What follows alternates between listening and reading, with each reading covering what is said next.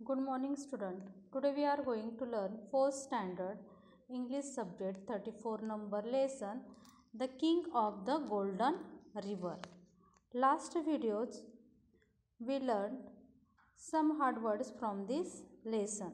Now today I will explain this lesson.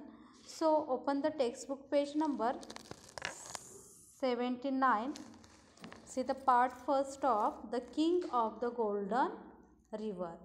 TH the KING king, OF of TH the GOLDEN golden river, RIVER river. Okay, lesson number 34. Lesson name The King of the Golden River part first. We will see here. Now listen. Today I will explain this lesson. Now listen, see then first paragraph. Long ago, in the mountain part of a country, there was a fertile valley. There was a many waterfalls leaping down the mountain tops, but not into the valley. They all ran down the other side of mountain. One of the falls was very high and shone like gold in the beams of the evening sun.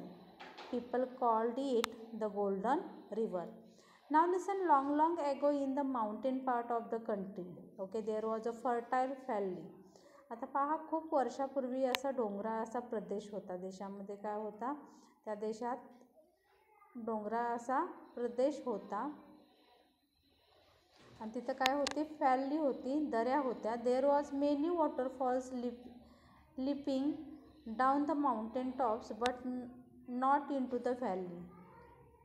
तिथे अनेक काय होत होत्या? Waterfalls जे आहे, पाणी वगैरे काय होते? व्हायचे माउंटेनवरून. काय व्हायचं? पाणी वरून असं माउंटेनच्या व्हायचं.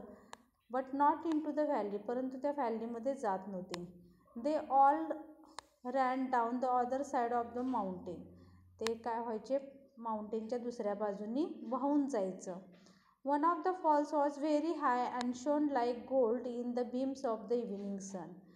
आता पहा, एक प्रवाह पाण्याचा असा होता की तो कसा दिसत होता की उन्हाच्या सूर्यप्रकाशामुळे गोल्डन असा रंगाचा दिसत होता. संध्याकाळच्या वेळी जेव्हा सूर्याची किरणे त्याच्यावरती पडल्यानंतर तो सोनेरी असा दिसायचा, म्हणून लोक त्याला गोल्डन रिव्हर असे म्हणायचे.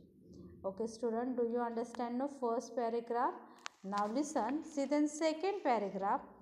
Now, though there was no stream running down to the valley itself, the wind constantly brought the cloud to the valley even when the rest of the country was dry. It always rained in the valley. In the valley, the wind and the clouds made the crops green, the hay high, the apples red, the grapes purple, and the honey sweet. People called it the Treasure Valley. Now listen.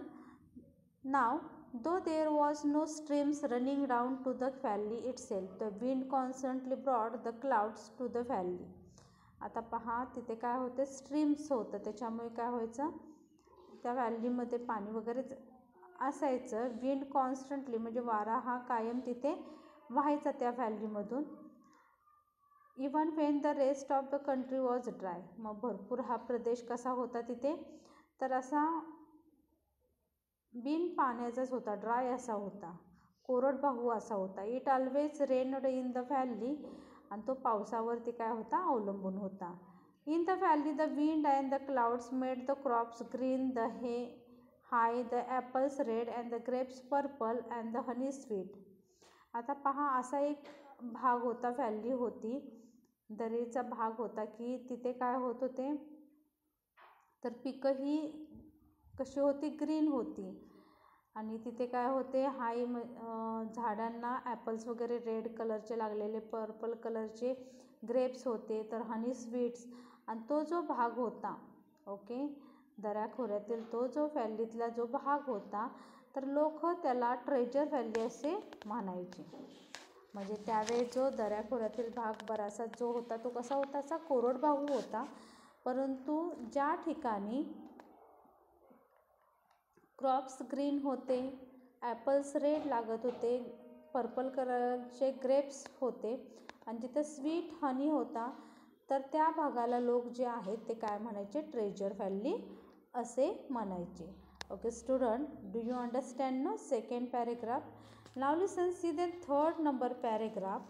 The treasure valley belonged to the three brothers, such was Hans and Gluck.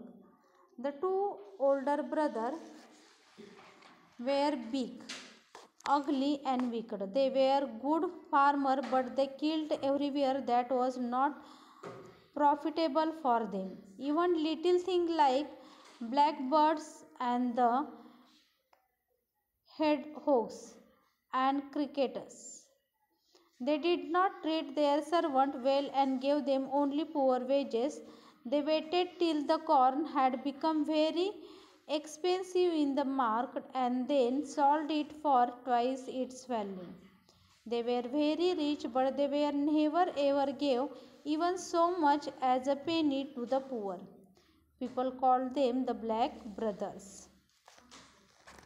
Now listen, the treasure valley belonged to the three brothers.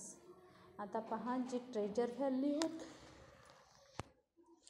The treasure valley belong to the three brothers सच वॉट Hans and ग्लग.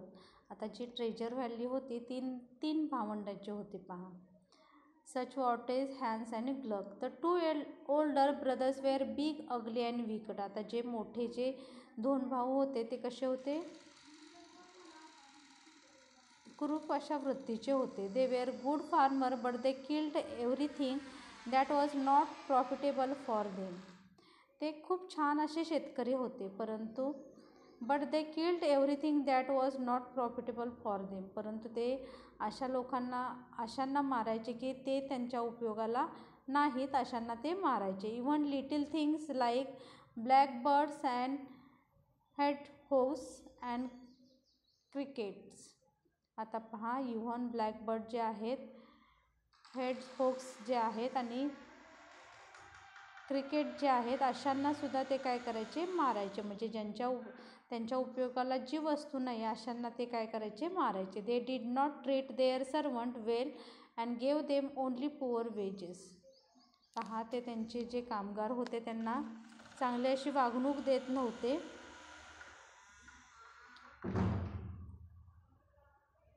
Servant well and gave them only poor wages, आणि खूप कमी असं त्यांना काय द्यायचे, पगार वगैरे. They waited till the corn had become very expensive in the market and then sold it for twice it value. ते पहा, जे मक्याचं पीक जे आहे ते खूप छान पद्धतीने पिकवायचे आणि मार्केटमध्ये डबल पैसा कमवायचे. They were very rich but they never ever gave even so much as a penny to the poor. ते खूप श्रीमंत होते, परंतु गरिबांना ते अजिबात किंमत देत नव्हते. So people call them the black brothers. त्यामुळे लोक त्यांना ब्लॅक ब्रदर्स असे म्हणायचे. Now listen, see the next paragraph. The youngest of the three brothers was only 12 years old. He was just the opposite of his brother. He was kind to every living thing, though his own brothers were cruel to him and made him do all the cooking and mending and the housework for them. Now listen, the youngest of three brothers was only 12 years old. आता पहा, सर्वात जो लहान होता तो कसा होता, 12 वर्षाचा होता. He was just the opposite of his brother. तो कसा होता, त्याच्या भावांच्यापेक्षा खूप ऑपोजिट वृत्तीचा होता. He was kind to every living thing, though his own brother were cruel to him and made him do all the cooking and mending and the housework for them. आणि तो दयाळू होता, आणि त्याचे जे भाऊ वगैरे जे क्रुएल भाऊ होते ते त्याच्याकडून काय करायचे, घरातील स्वयंपाकाचं काम, घरातील जी कामं आहे ते काय करायचे, त्याच्याकडून करून घ्यायचे. Okay, now listen, see the next paragraph. One evening the two brothers had gone out. As usual they had warned Gluck to let nobody in and give nothing out. Gluck was to get their dinner ready for them. Now listen, one evening the two brothers had gone out. एके रात्री त्याचे जे दोन भाऊ होते संध्याकाळी त्याचे जे 2 भाऊ होते ते कुठेतरी बाहेर गेले. As usual they had warned Gluck to let nobody in and give nothing out.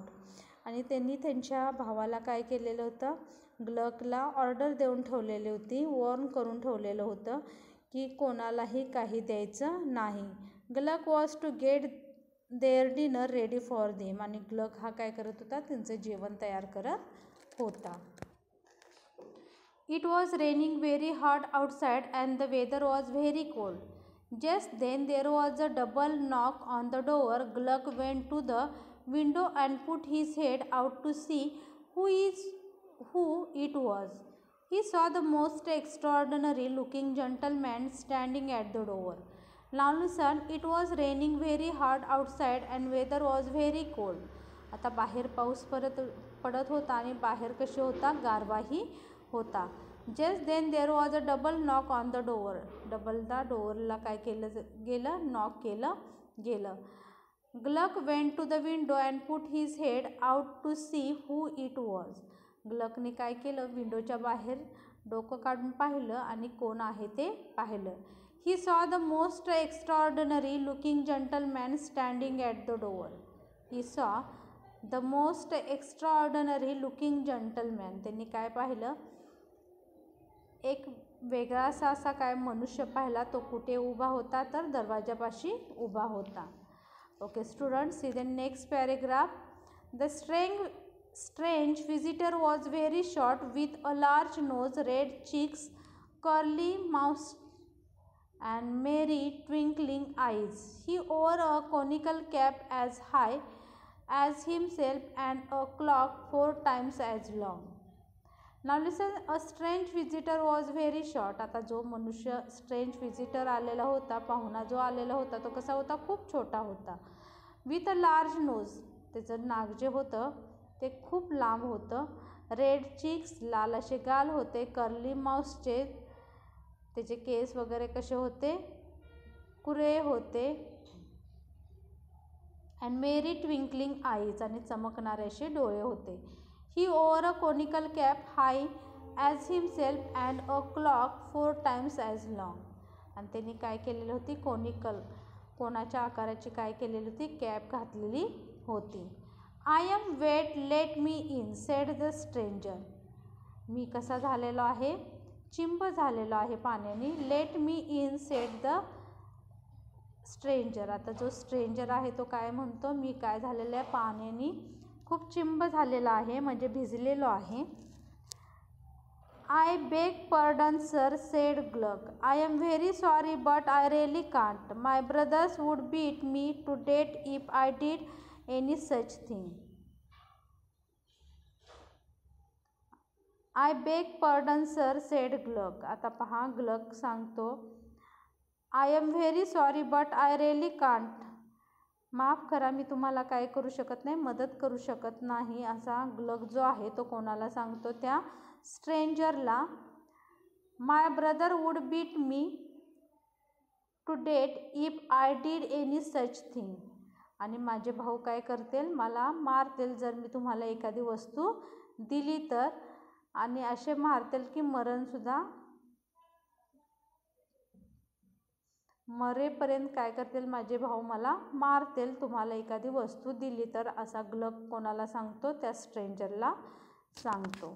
Okay, now listen, see the next paragraph. But Gluck saw how hard it was raining and how cold it was and how wet the gentleman looked. So he opened the door and let the stranger in.